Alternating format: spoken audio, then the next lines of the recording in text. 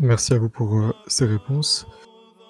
Il y a une question qui dit donc: «Bonjour mon père, depuis quelques mois, j'ai décidé de franchir le pas et d'aller vers un prêtre orthodoxe dans une paroisse. J'ai discuté de mon parcours avec et il m'a invité à venir aux liturgies et m'a donné quelques livres que je lis rigoureusement. Mais mon souci est que je n'ai aucun moyen de m'y rendre car je n'ai aucun moyen de locomotion à l'heure actuelle. Cela m'attriste et j'ai l'impression que mon enseignement stagne, par ailleurs. Qu'en pensez-vous?» Et oui, il stagne parce qu'en fait, vous n'avez pas de contact vivant avec votre paroisse, qui est la vie du Christ, hein. Et je comprends votre difficulté, qui doit être une difficulté qui doit. Mais surtout, je vous supplie de ne pas vous laisser aller au découragement. D'abord, dites-vous que beaucoup de chrétiens dans les premiers temps de l'Église ont été dans votre situation. Et nous sommes dans une situation très semblable finalement aux premiers temps du christianisme. Certes, la persécution n'est plus tant physique que, j'allais dire, morale. On se sent très seul, on se sent très isolé face aux sollicitations du monde. Et face à cela, les livres ne suffisent pas à nourrir une âme et une vie spirituelle. Voilà pourquoi je vous encourageais les uns et les autres à ne pas hésiter, peut-être à côté de vos pseudos, à mettre au moins le numéro de votre département et peut-être d'essayer de rentrer en contact les uns avec les autres pour voir ce que vous pourriez faire ensemble. Parce que peut-être quelqu'un a un moyen de locomotion, il pourrait aider son frère à aller en paroisse, au moins de se connaître, de s'encourager dans la foi. Mais et surtout aussi favoriser la prière, tout ce qui pourra vous aider. Alors là, quand on est dans des cas de solitude, Internet peut montrer son meilleur visage. C'est-à-dire, vous avez par exemple une chaîne YouTube qui s'appelle Orthodoxie 444, avec beaucoup d'enseignements des moines du Mont Athos. Alors, c'est traduit en français. Vous avez quelques bons films orthodoxes.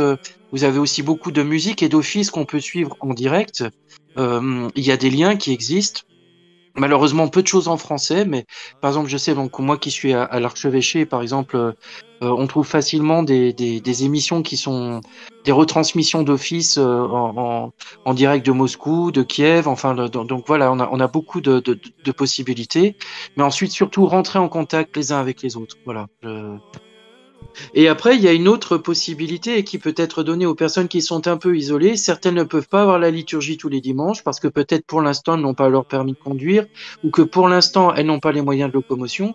Mais peut-être peuvent-elles s'autoriser 2 à 3 fois par an ou 1 à 2 fois par an ou même 1 fois par an à aller passer à faire une retraite dans un monastère.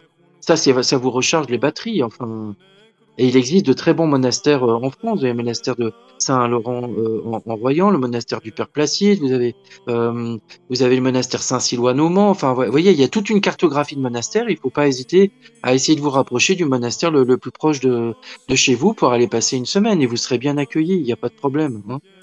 Merci beaucoup pour vos réponses. La prochaine question est: «Bonsoir mon père, je voulais savoir s'il est mauvais de pratiquer des sports de combat?» Alors oui, ça c'est une grande question aussi qui anime beaucoup si vous voulez, il y a sport de combat et sport de combat. Enfin, à titre personnel, par exemple, je, je sais qu'il y a un sport qui s'appelle la MMA. J'ai vu quelques images mais je dois vous dire, si, vous voulez, si j'admire l'exploit sportif, par contre, je reste un peu dubitatif sur les coulées de sang, sur les tapis et puis sur cette espèce de déchaînement.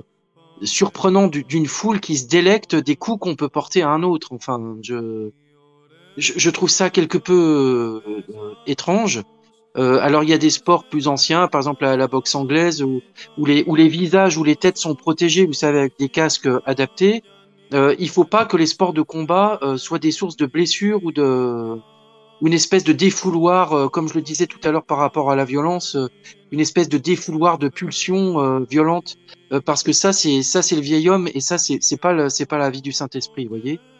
Euh, donc les sports de combat, s'ils sont faits dans le respect du corps d'autrui, je ne vois pas d'inconvénient majeur si c'est fait dans un bon esprit, un esprit de camaraderie. Il y a pas de problème. Mais dès qu'on commence à blesser, vous voyez, à donner des coups qui portent préjudice au corps de l'autre, là, ça me semble être la limite. Donc voilà. Comme de la même manière, pour moi, la corrida n'est absolument pas une chose correcte. La souffrance n'est pas un spectacle. Voilà, la souffrance d'un être humain ou d'un animal n'est pas un spectacle. Et de la même manière, dans les sports de combat, s'il y a de la souffrance, des nez fracassés, parce qu'on voit pas ensuite tous les dégâts, vous savez, des grands sportifs, là, des joueurs de football américains qui sont complètement, mais détruits après une carrière. Ils ont comment dire, ils ont des problèmes au cerveau, enfin, ils ont des pertes de mémoire, je veux dire, le corps est complètement dégradé par des contacts trop violents et toutefois complètement inutiles. Enfin, je veux dire, et Dieu nous demande pas Dieu nous a donné un corps, c'est pas pour le massacrer ou il faut respecter son corps et le corps de l'autre. Enfin, voilà. Donc après, il y a des sports de combat qui font appel à de la stratégie, vous voyez, à des stratégies d'évitement ou à des coups, j'allais dire bien placés selon certaines règles. Mais c'est ce que je vous disais tout à l'heure, il doit pas en demeurer de préjudice physique sur le corps de l'autre. Voilà. Donc le sport de combat en soi n'est pas un problème s'il n'y a pas de préjudice sur le corps de l'autre. Voilà. Merci beaucoup pour cette réponse. Il y a une autre question qui demande comment vivre la fraternité quand on a une phobie sociale. Aller à la paroisse est une chose plutôt difficile pour moi malheureusement. Aujourd'hui était ma première fois et j'ai été très bien accueilli, mais je ne sais pas si je pourrais me sentir à l'aise un jour. Eh ben écoutez, j'avais envie de dire, c'est peut-être votre croix, et peut-être plutôt que de la repousser et de dire que c'est un problème qui vous fait obstacle à tout, plutôt dites-vous, eh ben c'est ma croix, je vais la prendre. Celui qui veut être mon disciple, qui prenne sa croix et qu'il me suive, et peut-être éviter évidemment peut-être au départ une fréquence trop importante de visite à la paroisse. Allez-y progressivement. Mais forcez-vous un petit peu et je pense que vous verrez que l'amour avec lequel vous êtes entouré, et puis peut-être en parler au prêtre de la paroisse en disant que pour vous c'est un très grand obstacle, vous ne savez pas comment gérer la chose et peut-être qu'en discutant justement avec lui, il pourra vous donner des outils spirituels pour vous sentir mieux. Et surtout, je vous encourage beaucoup à vous mettre particulièrement sous la protection de la Mère de Dieu et de Saint Michel parce que vous savez aussi comment dire, dans ces phobies, le diable peut être aussi de la partie, c'est-à-dire vous prévoyant que vous risquez de vous rapprocher d'un lieu de salut, et bien de vous en tenir éloigné par tous les moyens possibles, par des angoisses, par des choses comme ça.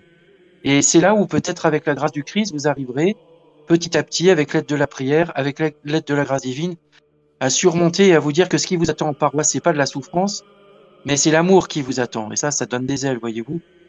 Donc, en tous les cas, on priera bien pour vous, pour que cette chose s'apaise petit à petit, et soyez persévérants. Voilà, faites les choses paisiblement. Et dites-vous toujours, je ne vais pas à la paroisse pour être en situation de faiblesse et de phobie sociale, mais pour rencontrer le Christ. Vous voyez, changez l'objectif. C'est le Christ que vous allez rencontrer, c'est pas la phobie. Voilà, la phobie est un invité indésirable. Donc, essayez autant que faire se peut de le mettre à la porte. Il y a une autre question qui dit bonsoir mon père, ma question est la suivante. Comment faire si notre éducation, mentalité va à l'encontre des enseignements du Christ? Je m'explique plus clairement. Si on reçoit un manque de respect de la part d'un autrui, je n'arrive pas à réagir comme Dieu aurait voulu que je réagisse, c'est-à-dire répondre le mal avec le bien. Ah, mais parce que vous savez, Rome ne s'est pas faite en un jour. La vie spirituelle, vous savez, c'est pas quelque chose d'immédiat. C'est le travail de toute une vie. Donc aujourd'hui, vous n'y arrivez pas, mais demain, vous y arriverez. Pourquoi? Parce que vous aurez mis la prière dans votre vie. Parce que vous serez imprégné des paroles du Christ. Parce que vous aurez lu la vie des saints. Parce que vous aurez vécu la fraternité avec d'autres. Et dans cette fraternité, peut-être, il y aura des moments de chamaillerie. Et vous vous demanderez pardon les uns aux autres. Et cela fera que, eh bien, petit à petit, la façon dont vous avez de réagir va complètement changer. La conversion, c'est pas forcément quelque chose. Il y a la conversion selon la voie de Saint Paul, qui est vous savez, où Saint Paul est terrassé, et puis il y a des conversions qui sont longues. Voilà, et il faut, comme Dieu voudra, voyez. Mais laissez la grâce de Dieu agir, et je suis persuadé que si vraiment vous recherchez le Christ de tout votre cœur, vous verrez que votre comportement va changer. Parce que la grâce de Dieu vous transformera. Le Christ vous aura transformé. Donc, ne vous inquiétez pas. Vous savez, quand je suis devenu moine, mes frères sont venus les uns après les autres vers moi, et vous savez ce qu'ils m'ont dit? Ils m'ont dit bonne patience et bon paradis. Il n'y a pas de vie, il n'y a pas de paradis sans patience. Donc soyez patient avec vous-même, et petit à petit les choses changeront. Merci pour la réponse. La prochaine question est la suivante. Bonsoir mon père, j'ai été baptisé évangélique. Si je me fais baptiser orthodoxe, est-ce un rebaptême? Est-ce que l'Église reconnaît le baptême hétérodoxe? Alors là, on arrive sur une question plus délicate pour l'évangélisme, parce qu'il y a un évangélisme qui baptise au nom de Jésus. Et ce baptême n'est évidemment pas un baptême apostolique. Alors, si vous avez été, entre guillemets, baptisé dans ces conditions-là, d'abord ne perdez pas courage, parce que quand vous avez commis cet acte en dehors de l'Église, vous l'avez fait avec le meilleur de vous-même et avec le désir très sincère d'aimer le Christ comme il l'était. Seulement avec le temps, Dieu, ayant été touché par votre démarche, il vous fait découvrir que son corps vivifiant, c'est la Sainte Église orthodoxe, qui est l'Église de nous tous, qui est l'Église de tous les hommes, et que cette Église vous attend pour vous combler de toutes ses grâces. Et sans doute serez-vous appelé, après peut-être une recherche du prêtre, eh bien, à être tout simplement baptisé par immersion et de rentrer pleinement dans la vie éternelle, dans le royaume de Dieu, dans la plénitude de l'Église. Parce que vous voyez, quand on est en dehors de l'Église, on peut recevoir de grandes grâces. Mais quand on est dans l'Église orthodoxe, la possibilité de recevoir des grâces est multipliée par des milliards. Vous voyez, c'est pour ça que l'hétérodoxie est quelque part quelque chose de très dommage et de très triste, parce que ça réduit nos possibilités spirituelles. Alors que quand on est dans l'Église du Christ, à ce moment-là, ces possibilités s'ouvrent à l'infini, et vraiment le travail qui est fait par la grâce divine est absolument extraordinaire. Donc, ne vous troublez pas pour cette question de baptême. Allez dans votre paroisse, demandez au prêtre ce qu'il faut faire. Il mènera son enquête, et d'après la directive donnée par son évêque, eh bien vous serez reçu par tel ou tel moyen. Mais je le redis bien, si vous avez été baptisé au nom de Jésus seul, vous avez été immergé dans de l'eau, mais vous n'avez pas encore reçu le baptême. Donc, courez vite aux eaux vivifiantes de l'Église, elle vous attend. Il y a une question assez intéressante ici. Bonsoir Père Benissé. Doit-on aimer le diable comme Dieu l'aime? Si oui, comment? Est-ce la dernière étape d'aimer le diable? Car les premiers sont d'abord d'aimer sa famille, ses amis, puis ses ennemis. Je veux dire, dans l'enseignement du Christ, aimer ses ennemis, le diable est-il inclus dedans? En fait, nous devons, comment dire, le diable est un ange déchu. Voilà. Donc, si Dieu le maintient dans l'existence, c'est que Dieu a profondément pitié du diable. Dieu n'a pas de haine en lui. Par contre, le diable court à sa perte parce que c'est le diable qui ne veut pas du salut de Dieu. Sur la question d'aimer le diable, je pense que la question ne se pose même pas. Et nous rejoignons une autre question qu'un de nos intervenants a posée sur la violence. Le diable est notre ennemi. Nous devons le combattre. Le meilleur moyen de le combattre, c'est de le mépriser. Comment le mépriser? En l'ignorant. Nous avons des tentations, ignorons-les. Nous avons des sentiments de haine, demandons au Seigneur la grâce d'aimer. Vous savez, il y a une méthode qui nous a été donnée par nos saints-pères qui consiste à chaque attaque spirituelle à répondre par un verset de l'Évangile, comme un verset de la parole de Dieu, comme notre Seigneur l'a fait au désert. Vous savez, transforme ces pierres en pain. Le Seigneur qui dit, l'homme ne se nourrit pas seulement de pain, mais de toute parole. Et vous connaissez la suite. Ainsi en est-il dans le combat avec le diable. Nous devons répondre aux attaques du diable par des versets de la parole de Dieu. Et voilà pourquoi il est très important de fréquenter cette parole. Quant au diable, nous avons affaire à un ennemi qui nous hait, qui veut notre destruction, qui veut nous séparer de Dieu. Et nous ne devons pas le haïr avec la haine dont il nous hait, mais nous devons le combattre et l'éloigner comme le pire des meurtriers. Voilà, vous ne laisseriez pas un meurtrier rentrer dans votre maison, vous prendrez une chaise ou un parapluie ou que sais-je encore pour le mettre dehors. Avec le diable, c'est la même chose. On discute pas avec le diable. Voilà, on l'ignore, on le met dehors. Et d'ailleurs, à ce propos, vous savez que il peut arriver dans des cas particulièrement graves que des prêtres aient amené ce qu'on appelle des exorcismes, parce que le diable se manifeste malheureusement chez telle ou telle personne. Eh bien, tous les conseils des pères nous disent qu'il ne faut pas discuter avec le diable. Voilà. Parce que quand on commence à discuter avec le diable, il se passe exactement ce qui s'est passé à la Genèse. Le diable sait très bien comment il est d'une finesse psychologique.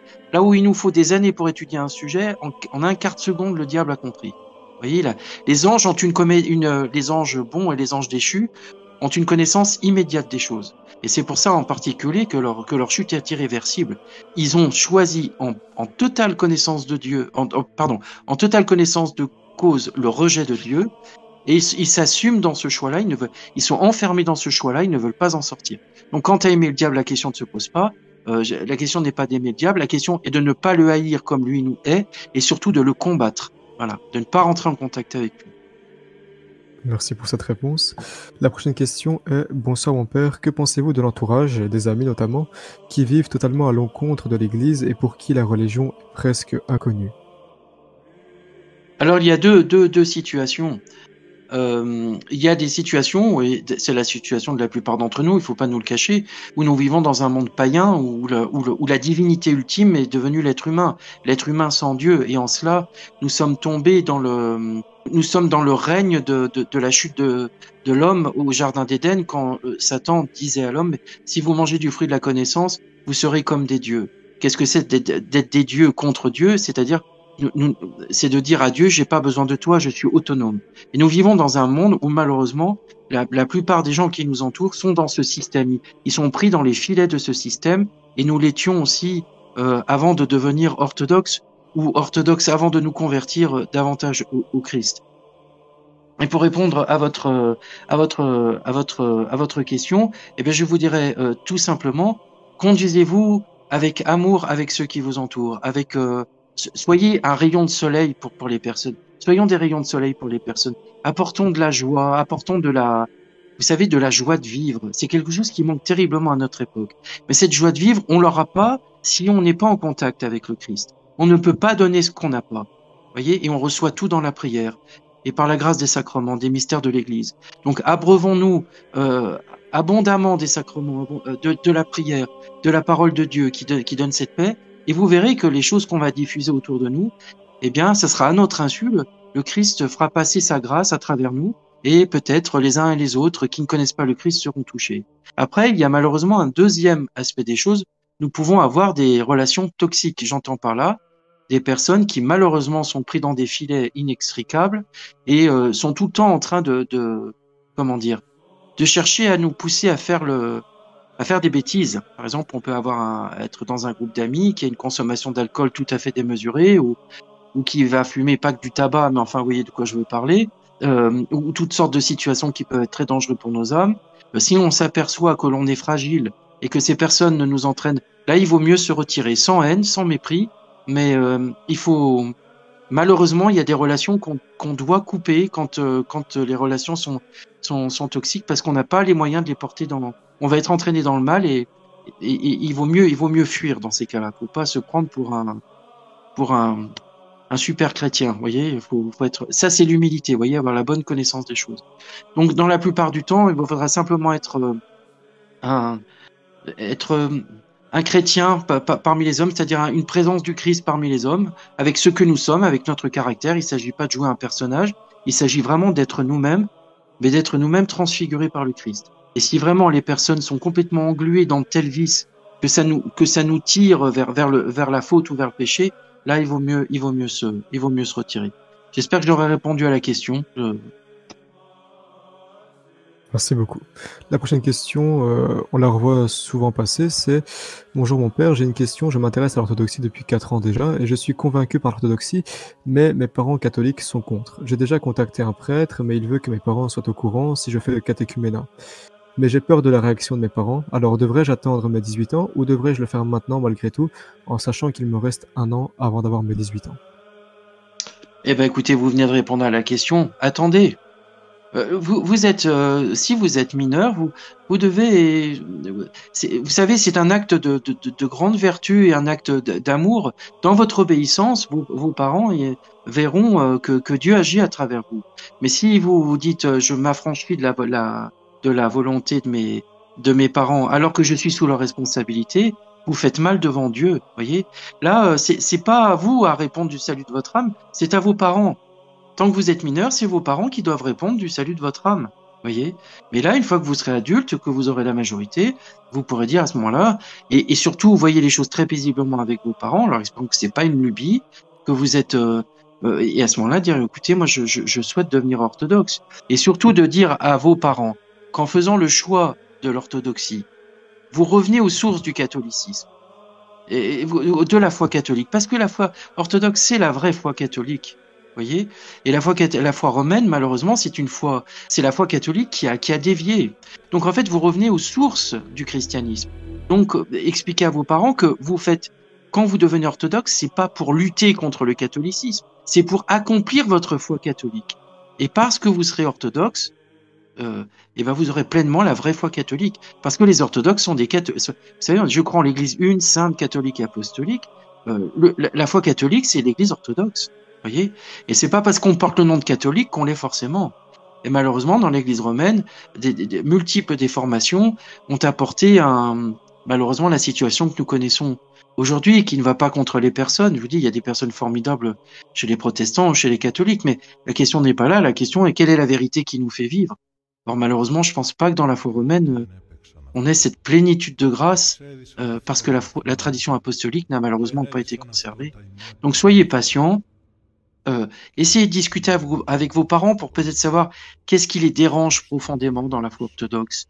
Et peut-être, s'ils connaissent pas, peut-être on pourrait un jour aller ensemble à l'église juste pour que vous voyez. Et puis, s'ils sont peut-être pas encore prêts, peut-être prêtez-leur un petit article pour qu'ils voient que voilà, vous savez, moi, ma famille est restée catholique, chez mes frères aussi, mes frères de communauté. Voilà, il y a des membres de la famille sont restés catholiques et ça se passe bien. Il n'y a pas de problème. Par contre, ils connaissent la couleur, ils savent ce avec quoi nous sommes pas d'accord. Hein. Voilà. Mais c'est sans agressivité, vous voyez. C'est un choix de conscience et c'est ça qu'il faut expliquer. Je deviens orthodoxe parce que c'est dans ma conscience et parce que tous les éléments objectifs montrent que l'Église orthodoxe est l'Église de Jésus-Christ, c'est l'Église des papes de Rome. Vous savez, hein, nous, si le pape de Rome était orthodoxe, notre patriarche serait l'évêque de Rome. Mais il se trouve malheureusement que le siège de Rome est tombé dans des erreurs. Elle s'est opposée aux 4 autres sièges apostoliques. Et donc, elle a fait son chemin toute seule, en prétendant avoir elle seule toute la vérité. Et malheureusement, elle s'est enferrée dans des erreurs, et ce qui explique l'apostasie actuelle. Enfin, voilà. L'erreur engendre l'erreur, et l'erreur engendre des comportements, et on voit malheureusement que la foi chrétienne aujourd'hui est devenue une sorte d'humanisme. Vous voyez, on a presque l'impression que les églises chrétiennes sont devenues des ONG. Mais le bien, on le fera parce qu'on aime le Christ. C'est parce que nous aimons le Christ, parce que le Christ est la mesure de toute chose. C'est pas nous, c'est pas l'homme la mesure de toute chose. Paul VI disait nous avons le culte de l'homme.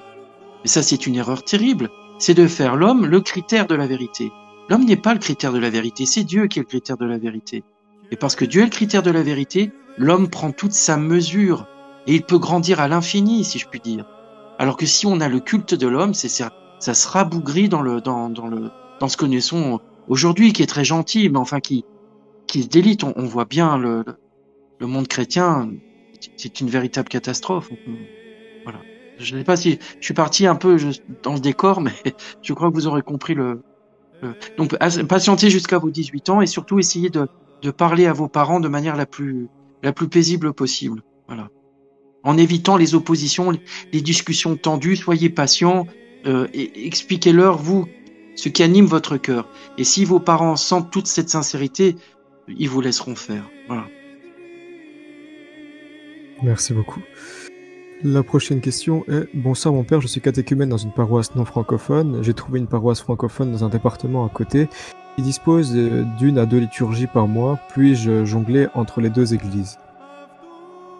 Écoutez, a priori, il n'y a pas du tout d'inconvénient. Seulement, je pense que le minimum des choses est d'aller voir peut-être le prêtre de la paroisse non francophone et de lui expliquer en disant, vous savez, père, je suis très attaché à notre paroisse, mais j'ai aussi besoin d'entendre la liturgie en français et je voudrais que vous me donniez votre bénédiction pour pouvoir assister de temps en temps à la liturgie en français. J'en ai terriblement besoin. Et le prêtre comprendra sans aucun problème. Hein. Et les paroissiens sont pas les choses du prêtre. Vous voyez, c'est ça. Le prêtre est au service de la relation d'un être avec Dieu. Voilà, il n'est pas là pour faire opposition ou pour garder les gens. Voilà. Donc je suis absolument certain que le prêtre vous bénira pour ça. Et c'est une bonne idée de jongler. Je trouve que voilà, c'est une bonne initiative. Bonsoir mon père, comment réagir au décès d'un proche qui n'était pas orthodoxe?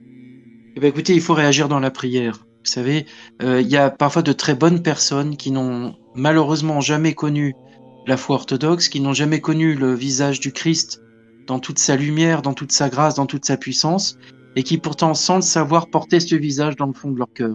Je connais des personnes qui ne sont pas chrétiennes, mais qui ont eu un tel comportement que je me dis, ils sont chrétiens sans le savoir, en fait.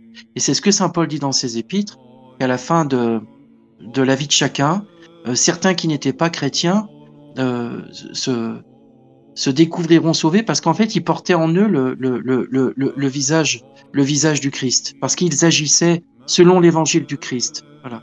Parce que, vous voyez, c'est ce filament de grâce que Dieu donne parfois en dehors de l'Église et dont certains êtres, avec le très peu qu'ils ont, ils font des merveilles. Voyez. Alors que nous qui avons toutes les richesses, malheureusement, nous mettons bien peu à profit toutes les grâces que nous recevons dans l'Église. Donc, j'allais dire pour cette personne qui est décédée, priez, priez beaucoup, pensez à elle tous les jours dans votre prière en disant Seigneur, accorde à ton enfant, à ton serviteur, la grâce du repos, pardonne-lui ses péchés. Et vous savez, les âmes des défunts, en nous voyant prier avec amour, eh bien, ils voient la bonté de Dieu et ça réchauffe leur âme et ça ne peut que les aider dans le lieu où ils sont ou dans le chemin qu'ils sont en train de faire vers Dieu. Merci beaucoup pour cette réponse. L'avant-dernière question donc est: bonsoir mon père, comment vivre sa foi orthodoxe dans une famille catégoriquement contre, famille protestante? Comment avancer dans son cheminement avec leurs réflexions? Écoutez, moi je crois à la vertu de la discussion. Voilà. Donc évidemment, nous connaissons les arguments de nos amis protestants. Vous êtes des idolâtres, seule la parole de Dieu compte. Mais la réalité, c'est que le protestantisme est un faux christianisme des premiers siècles. Et on le voit d'ailleurs avec les recherches archéologiques. Luther et Calvin se sont crus peut-être très inspirés de dire la Bible seule comme les premiers chrétiens. Vous savez, des scènes très dépouillées où finalement le pain n'est plus qu'un symbole, en pensant qu'ils faisaient comme les premiers chrétiens. Et en fait, tous les écrits historiques, toute la recherche archéologique va à l'encontre absolue des dogmes du protestantisme. Donc là-dessus, il n'y a pas de doute à avoir.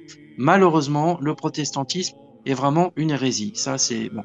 Ceci dit, il y a dans le protestantisme, et je n'arrête pas de le dire depuis le début, des gens extraordinaires. J'ai rencontré moi des protestants qui m'édifiaient beaucoup par leur amour de la parole du Christ, avec un rapport à Dieu qui est vraiment très, vous voyez, très simple et très très direct, et parfois même avec beaucoup de respect. Hein, et, voilà. Après d'autres, c'est autre chose. Enfin, on est dans des choses un peu plus extravagantes. Donc discutez avec votre famille, et s'ils sont contre, et ben intérieurement, restez fidèles à la grâce que Dieu vous a donnée. Et vous savez, cette fidélité, elle ensèmera des semences d'éternité pour les gens qui vous entourent. Priez beaucoup pour les gens qui vous entourent. Et puis, si vous avez la possibilité, parce que vous êtes majeur, de pouvoir affirmer votre foi, mais écoutez, c'est votre liberté humaine, c'est votre vie. Il ne s'agit pas de vivre.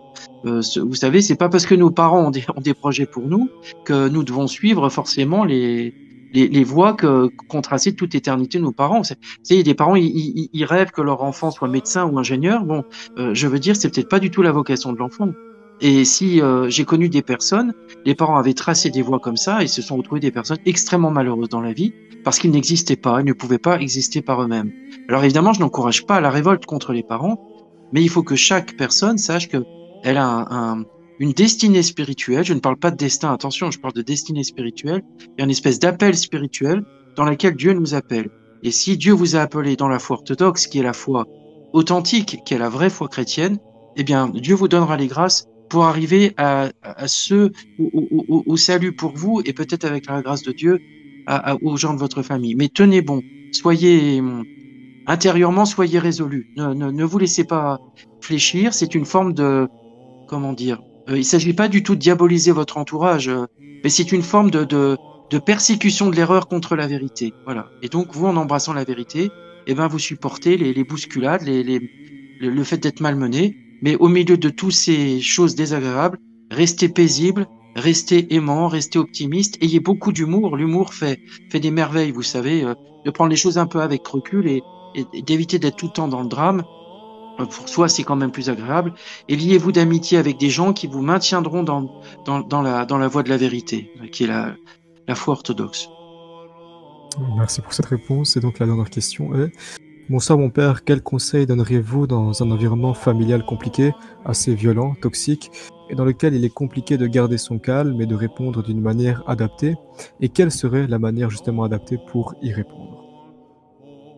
Vous savez, vous pourrez trouver beaucoup de soutien dans la vie des saints, en particulier dans la vie des martyrs et aussi dans la vie des néo-martyrs de la terre russe, vous savez, qui ont été pris dans des goulags, qui ont subi des humiliations, qui ont été dans des milieux hostiles où parfois même les enfants dénonçaient les pères et les mères, et les pères et mères dénonçaient leurs enfants au KGB, enfin, vous voyez, des choses épouvantables.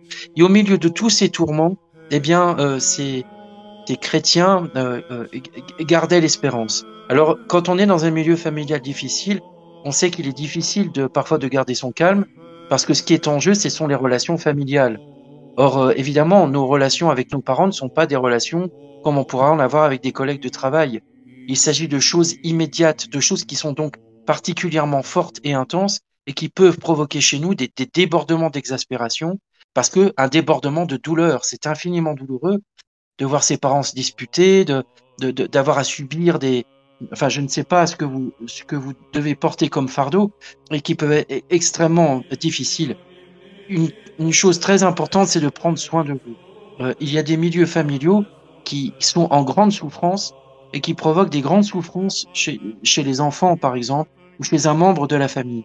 Et il faut faire très attention de pas de sombrer dans une espèce de tristesse, de désespoir qui peut aller jusqu'à la dépression nerveuse et jusqu'à des traumatismes qui peuvent rester de longues années et qui peuvent ensuite abîmer la vie. Je pense que c'est très important, justement, si vous avez la possibilité d'aller en paroisse et de vous ouvrir aux prêtres, notamment en confession, même si vous n'êtes pas encore baptisé orthodoxe, et de dire au Père, j'ai besoin que vous entendiez ma confession et de pouvoir vider votre sac. Si vous avez de la colère contre vos parents ou contre vos frères ou vos sœurs, je ne sais pas quelle situation de vie, videz votre sac, c'est très important. Vider son sac, c'est pas anti-chrétien. Vous savez, à un moment donné, même les moines, des fois, ils en peuvent plus.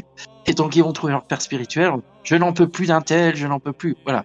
Ça fait partie de la vie. Ce qui compte, c'est de ne pas rester sur sa colère, c'est d'exposer les choses, que la boue retombe au fond du sol et qu'elle y reste, et on y retrouve un peu sa sérénité. En tirez-vous aussi beaucoup d'amis avec qui vous pourrez avoir comment dire, vous savez, cette relation fraternelle et amicale qui fait qu'on a besoin de cette tendresse humaine et qui est très apaisante pour l'âme. Vous savez, les êtres humains à l'image de Dieu, ce sont des êtres de tendresse. Et si on vit constamment dans un milieu difficile, tendu, violent, où il y a des choses affreuses qui se disent ou qui se font, euh, on est complètement perturbé, complètement abîmé, et on a besoin de cette affection. C'est très important. Recherchez-la dans l'amitié, peut-être auprès du prêtre, auprès de personnes de confiance. Sachez vous ouvrir et ne restez pas seul dans vos souffrances, c'est très important. Et puis un jour, si vous pouvez vous extraire de ce milieu, eh bien, faites-le de manière à pouvoir construire votre vie, mais en gardant autant qu'il est possible l'amour et l'affection qui est dû à ceux que Dieu nous a donnés comme famille, et que si Dieu vous a donné les lumières de la foi, c'est que sans doute il veut que par votre prière ou par votre action, si les personnes sont réceptives, peut-être petit à petit le climat de la famille change. Voilà. Mais ne désespérez pas, je vous dis, on est fort ensemble et seul on est très fragile. Donc c'est pour ça que j'insistais beaucoup sur la fraternité